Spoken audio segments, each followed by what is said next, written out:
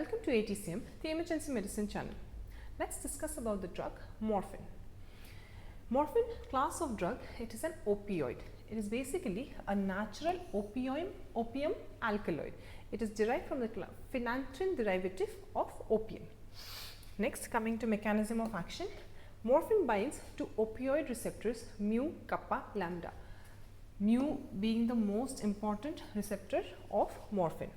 Then it inhibits the ascending pathways and alters the pain perception for patients, thus causing generalized CNS depression, as a result of which patient is relieved of their pain. They are indifferent to the sensation of the pain. Uses of morphine. It has uses in different systems. We will just label out few of its uses.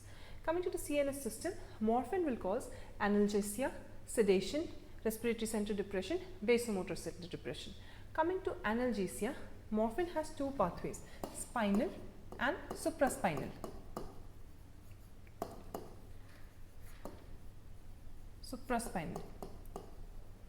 So, in spinal pathways, it will basically inhibit the release of excitatory neurotransmitters, as a result of which it will gate the pain sensation. So, it will not allow us to feel the pain sensation. Now, coming to supraspinal pathways, it will alter the perception of pain in patients. Then coming to sedation, morphine causes indifference to surroundings and calms the mood and affect of the patient, hence causing sedation. Coming to respiratory center, morphine is a respiratory center depressant. It will cause decrease in rate of respiration as well decrease in tidal volume of the patient, eventually leading to respiratory failure. Also, morphine will cause neurogenic, hypercapnic and lastly hypoxic drive depression. Thus, patient can go into respiratory depression with morphine overdose. Now coming to vasomotor center, morphine directly inhibits the vasomotor center, causing decrease in BP. Decrease respiratory rate, decrease tidal volume, respiratory depression and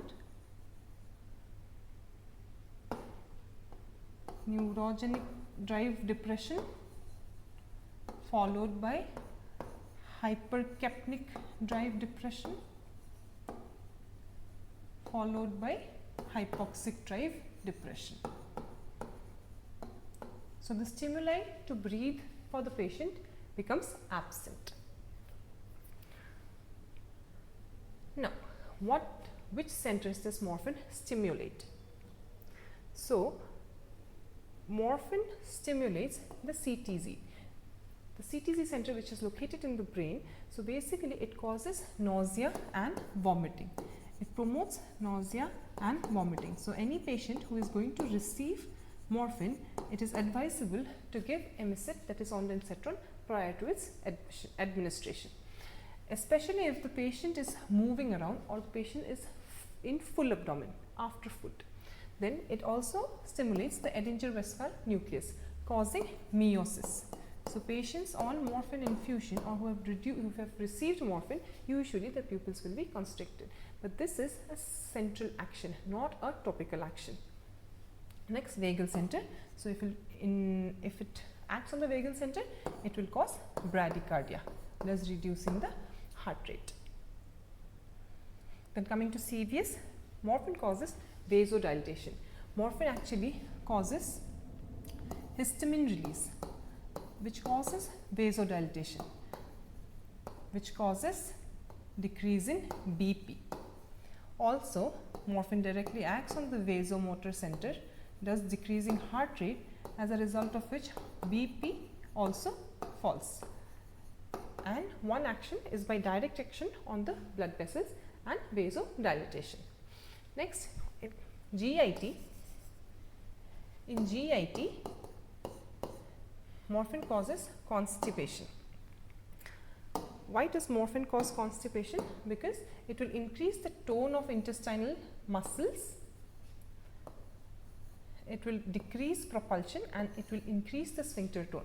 Thus, patients receiving opioids are more prone to go into paralytic ileus followed by constipation. Constipation followed by paralytic ileus, and we may think it is due to a patient may be having any intestinal obstruction.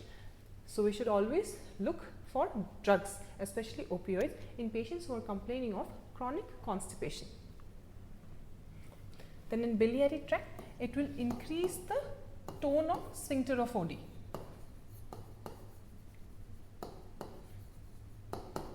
It will cause biliary colic. It increases biliary colic. In urinary bladder, it will increase the tone of both the urinary bladder and detrusor muscle, thus causing urgency and difficulty in micturition.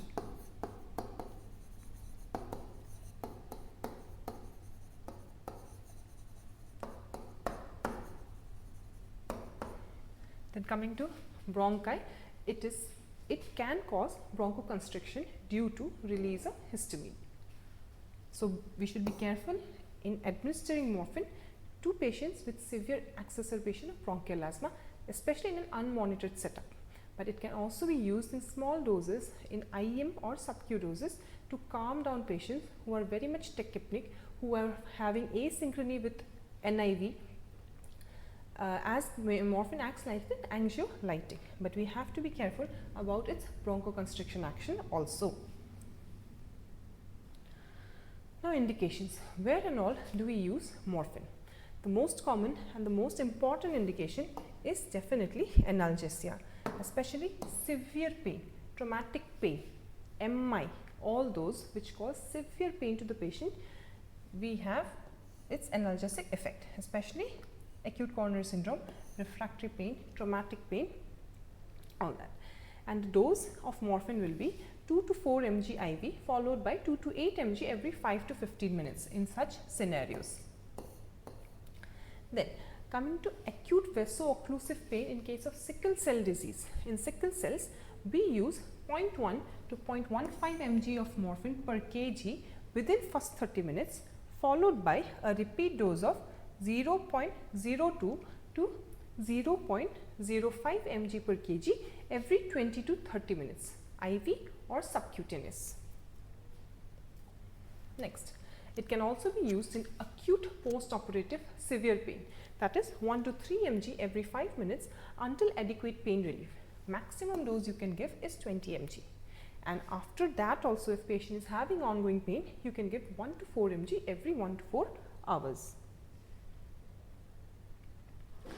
Now, morphine is also used for pain and sedation in critically ill patients, in ventilated patients, in intubated patients, especially in ICU. There, the loading dose will be between 2 to 10 mg followed by 2 to 4 mg every 1 to 2 hours. And it can also be used as an anesthetic in acute left ventricular failure because it reduces the preload, as a result of which there will be preload, there will be vasodilatation. So, the load on the heart will reduce, there will be shift of blood from the pulmonary to the systemic circulation, and patients in acute LV failure will be relieved of the stress. Morphine is used in cough syrups, that we all know. Then coming to pediatric dosing, we can use morphine in pediatric doses in severe acute pain. Dosing is like whether patient is less than 6 months or more than 6 months. If patient is less than 6 months, in pediatrics usually we prefer oral.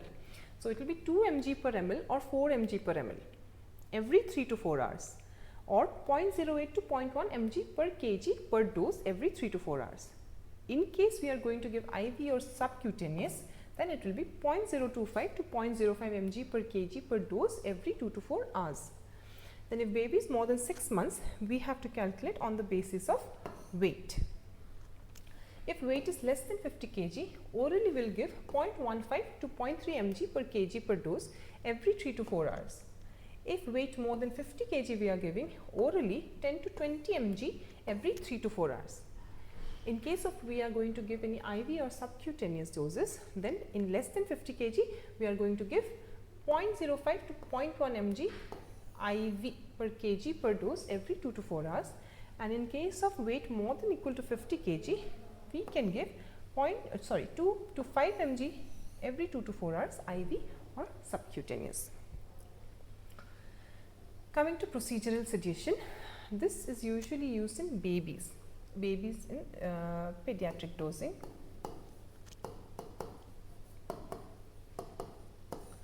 IV 0.05 to 0.1 mg per kg per dose, maximum of 4 mg per dose for procedural sedation in children.